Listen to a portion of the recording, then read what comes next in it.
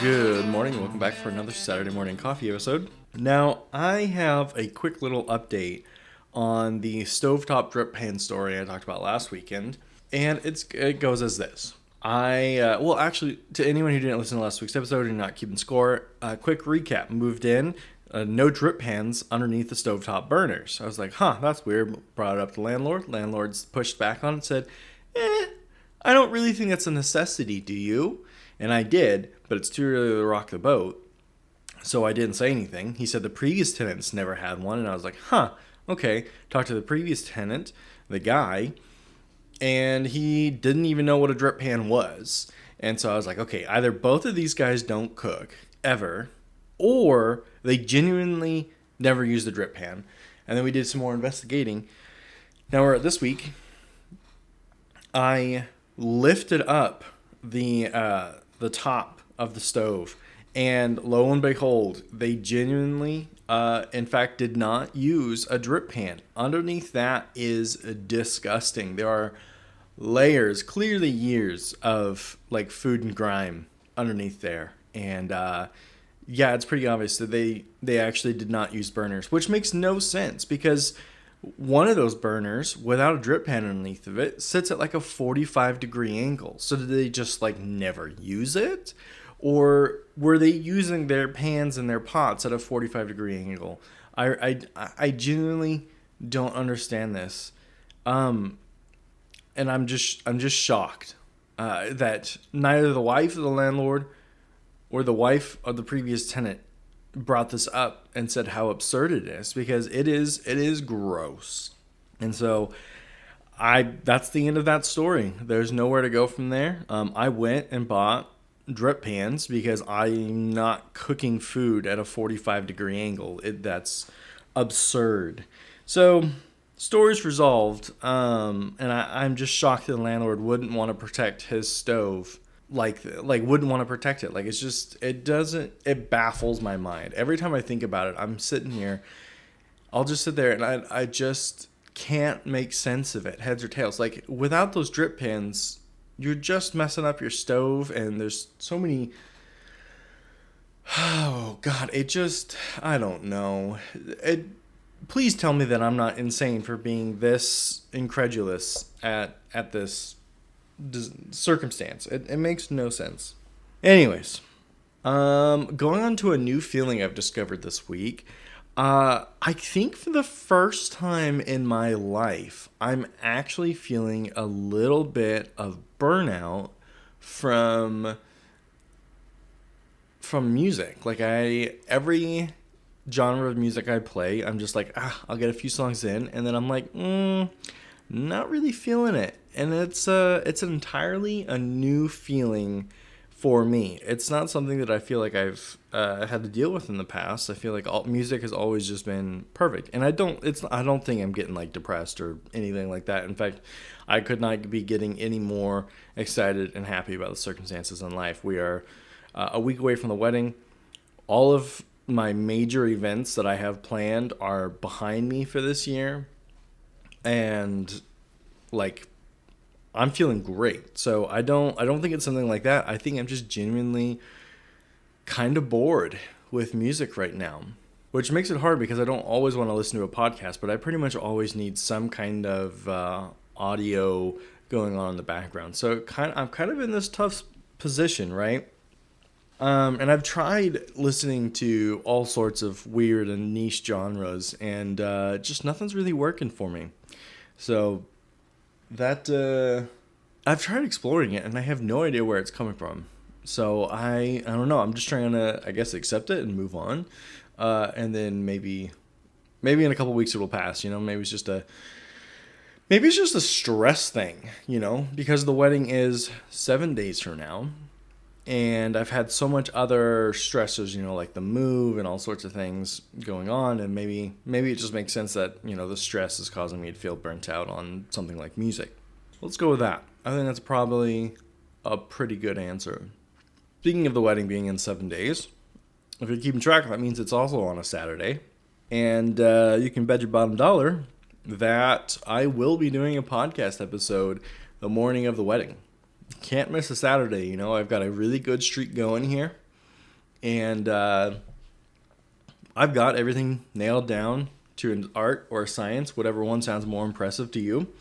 And I think that I've got a little bit of time between 7 and 8 a.m. on the day of the wedding to be able to do this podcast, recorded and out. So that's exactly what we're going to do.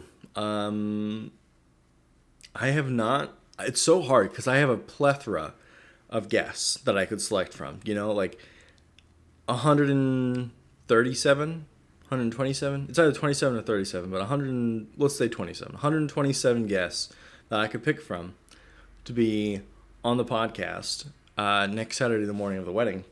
It's really, really hard to pick, And also, like, I could even do a group one and have up to 4 people, but I'm like, okay, what 4 people work, right? So that's no easy task. I've got a couple days to think about it because they need time. But I've gotten a lot of shaking my heads, and because I've had people ask if I was going to be doing a podcast then, and a lot of people are surprised that I would do it, but I'm like, I'm committed, I can't, I don't, someone asked why don't I just do it ahead of time, and I'm like, it's just not the same, I want to be, it has to be a Saturday morning recording, even if that Saturday morning is like 2 a.m. like we've had to do once or twice in the past. Anyways, I just want to let everyone know that there will be a morning of the wedding episode. So, in getting adjusted to the new area, of course, one of the things I've been most excited about moving here for is the opportunity to host social gatherings at my place of residence once again. I am very much a social person at my core and very much a host at my core, and I love to cook. So that means that the events I plan on throwing at my location of residence are going to be social events centered around food. And that's exactly what I've been researching, because having we're just going to be a standard barbecue, same food, same guests every month, once a month, gets kind of boring. So I thought it would be fun to kind of try to research social gatherings centered around food. Turns out it's a little hard to find exactly what I was looking for, and I needed to use the word established social events centered around food in the Google search to actually come across the kind of information I was looking for. So now I am very excited to be getting to plan this year's social events at Casa de Bivens. And I'm really excited. Faith might not be too excited about some of these, but the ones that I have researched and have decided will be getting added into the rotation of social events are a fish fry, a seafood boil, and oyster bake. Right off the bat, first 3, Faith isn't going to go anywhere near those, but I'm pretty sure they'd be pretty damn exciting. Then we've got Oktoberfest. I'm definitely going to host my own Oktoberfest. And what I'm thinking is everyone would bring a 30 rack of their favorite beer, and then we're just openly swapping beers so that everyone can try different beers that people really enjoy, and then making a whole lot of German food on my brand new 36-inch Blackstone griddle, which I have purchased this week for the sole purposes of entertaining, and I am so excited to have a grill again. It's been a long time since I had one. I gave my last one away when I moved to Texas. Bad idea. So it's been like 5 years since I've had a grill that I actually know how to operate, because I can't figure out how to use a damn charcoal grill to save my life. So anyway, I've got this big Blackstone, and I couldn't be more. Every time I catch an eye, I catch it out of the corner of my eye on the patio, I'm like, ooh, I get a little bit of a smile. I'm like, nice. So excited to use that. So anyways, that's how I would run Oktoberfest. This next one, Harvest Fest, is dependent on if the landlord would approve us having a small garden. I thought how much fun it would be if at early fall we had like when we're harvesting our garden, we'll just have a little harvest fest and cook a bunch of food with that with what we grew in the garden, and that would be our cute little harvest fest.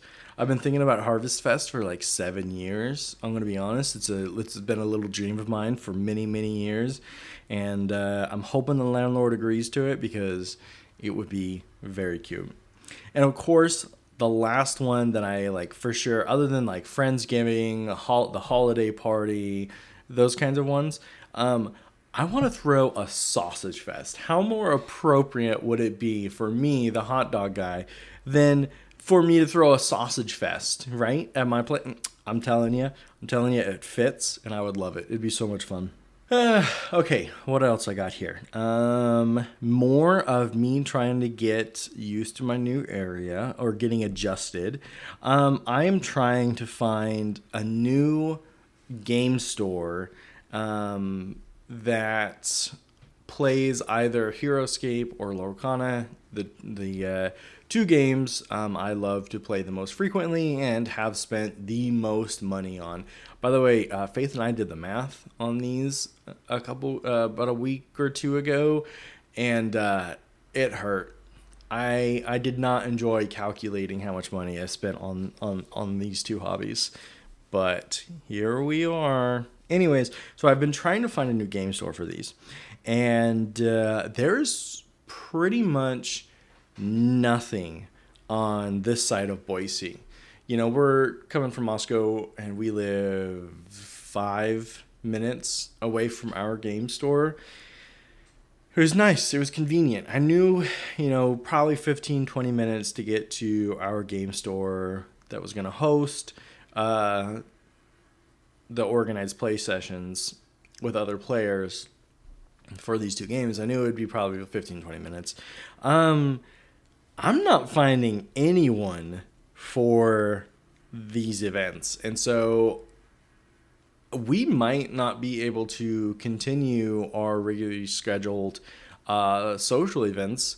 And I was kind of counting on this as like a really good way to meet new friends and kind of build a new community when I got down here. And I'm kind of bummed that it doesn't really seem like that's going to be a possibility. Yeah, I'm shocked and bummed. This was an unexpected problem to run into. Pretty much all the game stores are way further than like the 20-30 minutes I was hoping. For one, and for two, like I said, they just don't seem to have these events on their schedule. At least that's what's posted online. So, kind of sucks considering how much money we've spent on this hobby. Don't know what to do about that. I'm looking over at my shelf with all of my, especially my HeroScape figures, looking on like they're going to be sitting there collecting dust unless I can try and figure out some people to get over here and play that game. Bit of a problem. Okay, I think the last story I got here today is when we were getting ready to move in and being told about this house, the previous tenant was saying how there's a creek behind the house that you can go and fish and catch your dinner. And I was like, okay, cool. That sounds nice. I haven't fished in quite a few years, but I've been wanting to get back into it, especially because I have some cooking video ideas for it. And I thought, okay, cool, whatever. That's probably 8 or 6 to 8 inches, probably, this creek. I don't know what I was imagining, but I didn't really realize that. I didn't look at this place on the map. I was just so excited to have finally found a place. I just rushed it, said yes as soon as it was offered. Turns out if I had looked at a map, I would have found out that we sit next to the freeway, and there's a sound barrier, which is nice, whatever. But you know what's between our house and that sound barrier freeway? That would be the creek, which means that this is more so everyone's runoff. Homie has been fishing out of a creek that is most certainly polluted to all hell from businesses, industry, and residential housing. It's not, I'd call it more like a stream than a creek. personally, anyways. But I like kind of took a look at it. It's pretty gross looking. I'm gonna be honest. I don't think any fish that's gonna come out of there is healthy. So there goes my plan for fishing out of this creek behind our house. It sounded like a really cute dream idea, and I was like, oh, I bet we could even go put our feet in there and cool off during the summer. No. See, what I was envisioning is something that only exists in like a very small town, or just out in the boonies, you know? So this little fantasy I started to dream up, definitely not going to happen. So I'm still going to get my fishing license and stuff again, but I will not be fishing out of my backyard, very unfortunately. Kind of a silly dream looking back, but it is what it is. That's about all for you guys today. I'm going to leave you off with another podcast recommendation. Love it. We've had back-to-back podcast recommendations. I think this is the third week. This week, I am recommending the podcast Prairie Tales. And it's a Great Plains area of the United States history podcast.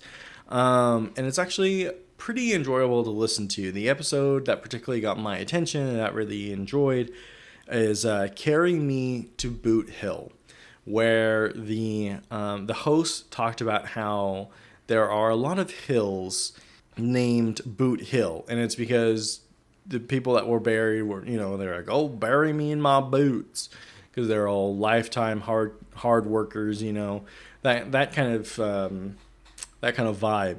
And so it's all like these hills are named for the cemeteries in which people, or because so many people have died on that hill and died in their boots, whether it was like combat or just like work-related exhaustion or pioneering, that kind of thing. So it was a really fun, interesting podcast, and it was outside of my normal wheelhouse, and I can't even remember how I came across it, but highly recommend it. Once again, that's Prairie Tales, and of course I'll have it linked in the show notes as always. And that is it for today. Thank you so much for joining me.